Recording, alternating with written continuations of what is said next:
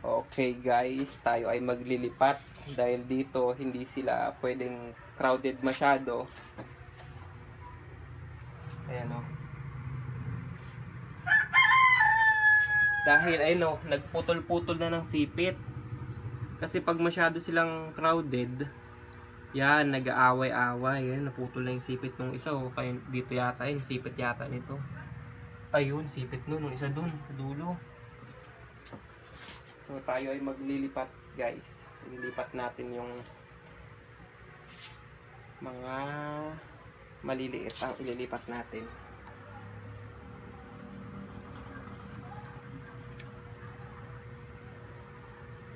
Mahuli ka naman. Yung mga maliliit ang ating ililipat. Yung malalaki. Ayan. Uy, ang gaganda. May mga itlog kasi ito guys eh. Kaya natatakot akong hawak-hawakan sila eh. Dahil pag pumalag, ito wala pa to. Ayun na, yan ang sinasabi ko. Yan ang sinasabi ko talaga.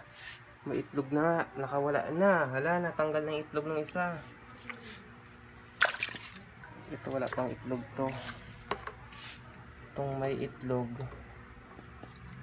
Yung may itlog iiwan ko yan. Ay puki. Ay puki. Uy. Ayun guys oh. Yung itlog niya oh. So yung may itlog iiwan natin. Yan. Dyan yung may itlog. Yung sipit tatanggal oh. Yan yung mahirap kapag yung pagsisiksikan mo sila sa ano, sa maliit na lagayan. Nagsisipitan sila. Ito malaki, maliit to. Yung mga walang itlog tatanggalin ko at ililipat natin. Balik ko tong itlog niya. Yung mga itlog na natanggal na yan guys, ibabalik nyo sa tiyan yan. Yan kahit na natanggal na yan, pag nakita nyo, babalik nyo sa tiyan yan. Pero pag ibang magulang yung makakita nyan, kakainin yan. Ito wala ka bang itlog? O yun, mga walang itlog to. Mga walang itlog, ililipat. Ay no, shit. Huwag ka naman magpalag-palag yung wala siyang itlog. Oy. Tingnan natin sila oxygen para hindi sila ma-stress. Piyo ha? Alam ko yung trip mo eh. Mukha mo oh. Tapos ito guys, tatanggalin natin to.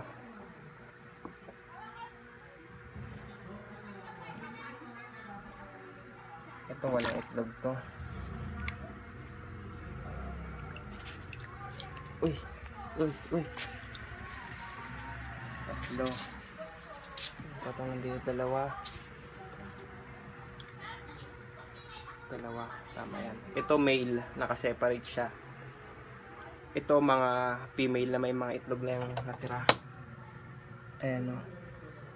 Hindi ko sila ika-crowded. Yung mga may itlog kasi, kapag matured na yung itlog nila, yan, ibibreed ko na yan. Magtitimpla na ako ng brackish water. Yan. Bali, ang natira dito sa... Ito kasi, breeding tank lang ito. Dito ako magbe-breed. Pero pag yung papalakihin na natin sa post larvae yung mga itlog nila, doon sa kabilang lugar. Yan.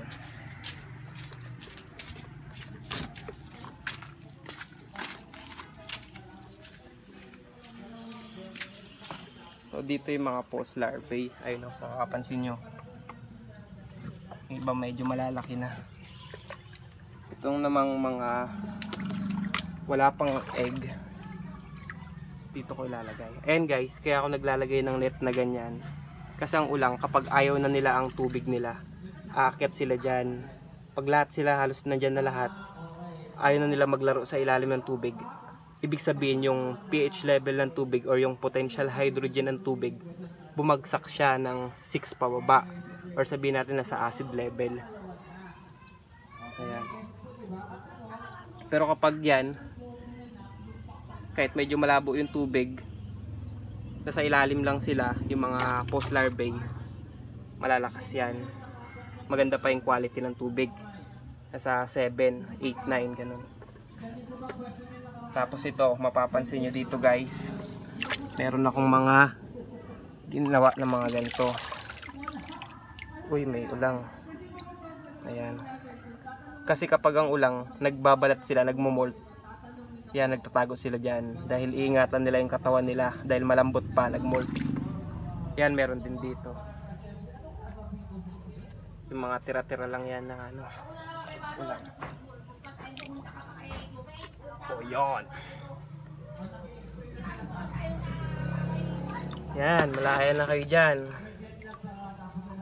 Magpalaki kayo ha. Pag mayroon na kayong kargang mga itlog, tatanggalin ko na kayo dyan. Pero dahil wala pa kayong itlog, dyan muna kayo.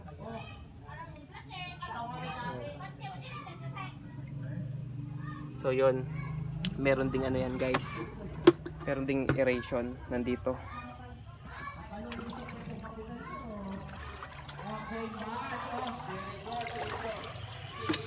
Ayan.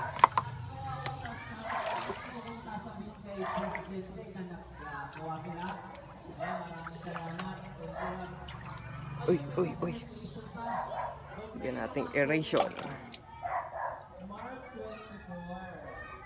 Yan. So, pasapit ko na lang to dito. Yan. Para di bumagsak. Yun, di ba? Naka-aerator na sila.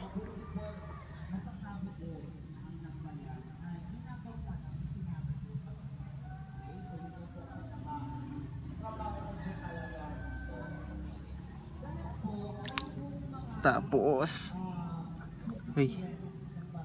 kukuha ako ng mga ganito. Kailangan ko to doon sa mga may itlog.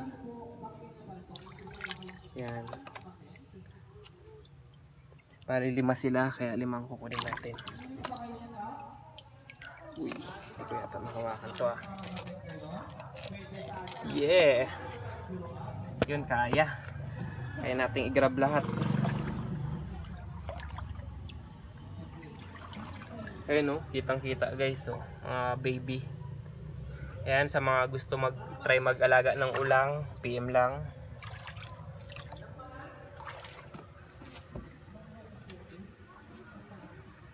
Ayan, tayo dito ay meron tayong small hatchery. Small hatchery na balang araw magiging big scale hatchery. So ito isa, yan ang bahay mo, diyan ka magtago. Itong dalawa naman, diyan kayo magtago, tag-isa kayo. Itong dalawa naman, yan, magtago kayo dyan. Ayos na lang natin yung kanilang hide. Yan.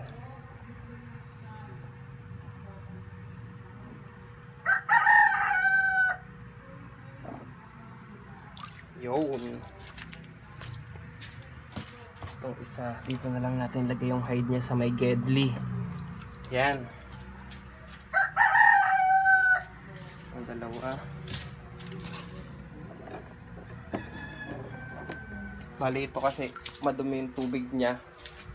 Ang gagawin natin ay yan, papalit tayo ng tubig.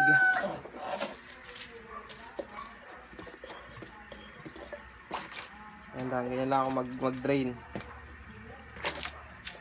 Yan.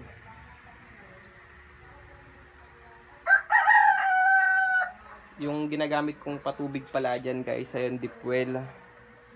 Natural, ibig sabihin walang chlorine, kaya yun, binibigla ko na silang palitan. Kapag may chlorine kasi yung tubig na ginamit mo, pwedeng magkasakit yung mga ulang dahil nga may chlorine. Kaya mas maganda kapag nawasa ang gamit mo, tapos mag-aalaga ka ng mga ulang, stock mo muna yung nawasa. Halimbawa, nagsaling ka ng nawasa sa balde, stock mo muna yon ng kahit mga 1 linggo para matanggal yung chlorine ng tubig bago mo lagyan ng ulang.